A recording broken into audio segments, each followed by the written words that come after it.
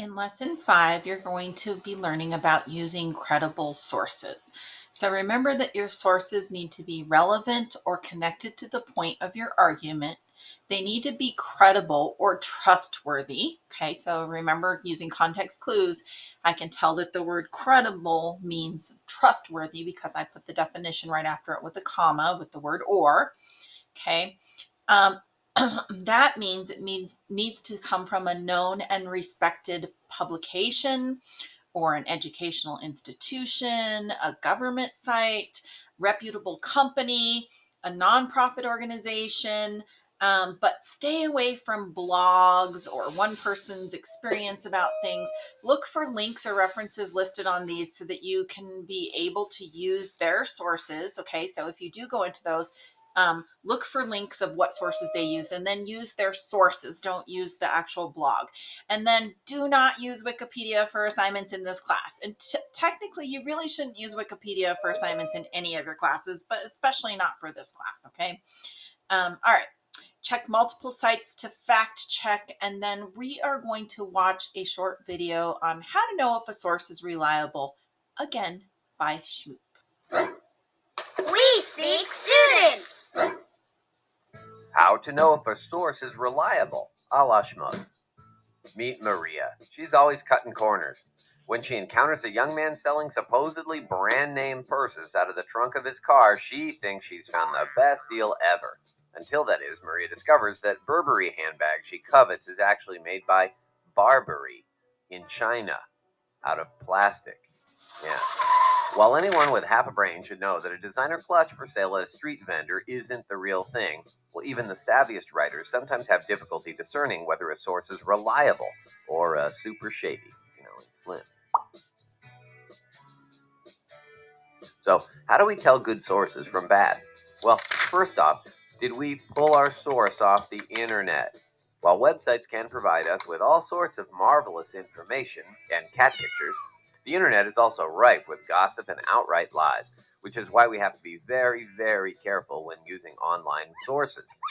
If we're pulling content from the official pages of the White House, Walmart, or a reputable newspaper like the New York Times, then the information we're using is probably safe, given that it's been uploaded with the full weight of the U.S. government, the Walton family, and the liberal media machine behind it. Wikipedia, however, does not make the cut as a reliable source. Anyone, absolutely anyone, can log on to Wikipedia and edit articles. Random blog posts with anonymous authors also don't constitute reliable sources. This brings us to our next criteria for determining reliability.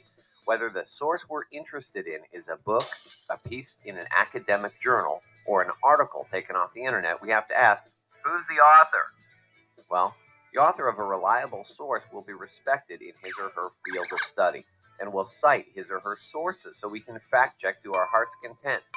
For example, if we're writing an essay about President William Howard Taft and his enormous bathtub, you remember that story?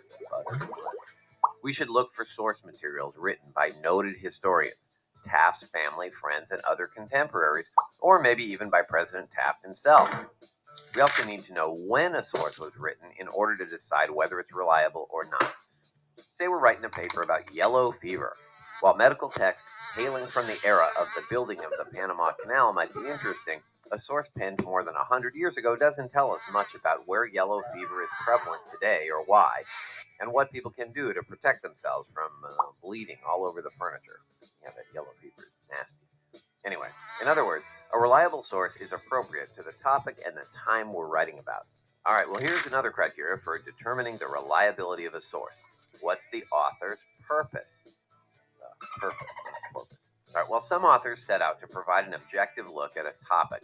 Others will have an agenda because they have very strong feelings about the subject, or perhaps because their research was sponsored by an organization with a particular outlook.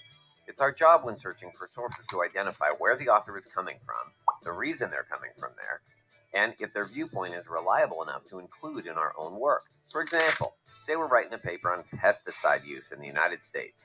Well, we find an article written by a biologist who claims that a particular pesticide used on corn doesn't negatively affect human health, even though a dozen other biologists and a dozen other academic papers have come to the opposite conclusion.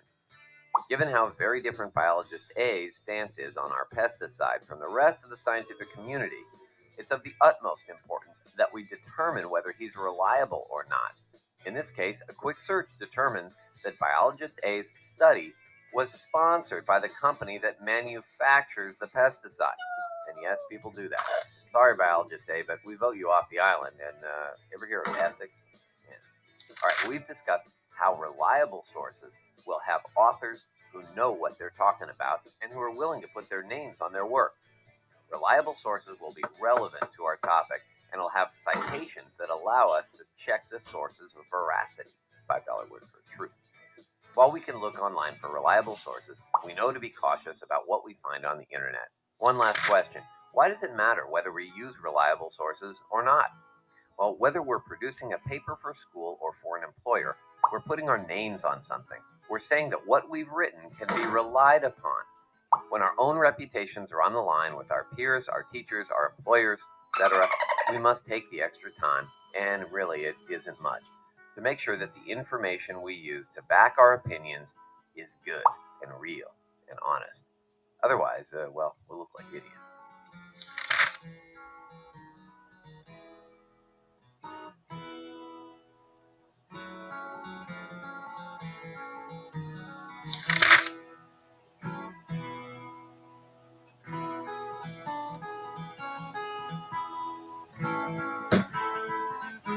Hey! Okay, so there are two types of sources. There's primary sources, and these are when the information comes from an eyewitness account or the most original source. So this person actually was there, right? This includes images, videos, recordings of speeches or conversations, autobiographies, journal entries, maps, and other first-hand accounts. And the second type, oh, also newspapers. So if a reporter is an eyewitness, that would include them as well. The second type of source are secondary sources, and these are when someone interprets or analyzes a primary source. So they were not actually there. And this includes magazine articles, encyclopedias, documentaries. You guys saw my cat just walk by in the back. Scholarly journals, newspapers if the reporter was not actually an eyewitness. Okay. So remember, don't use Wikipedia. That is not a reliable source. Okay. So using credible sources, um, remember Wikipedia, not a valuable source because it's not reliable. Okay. Avoid websites with bias. Avoid information from unverified sources, blogs or personal pages. If you do go to a blog or a personal page and they have sources listed on there, I would go to their sources and see if those are reliable sources and then use those sources, not the blog. Okay.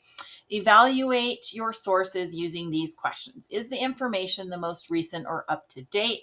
Where did the information come from and who wrote it? Is it relevant information that applies to my topic?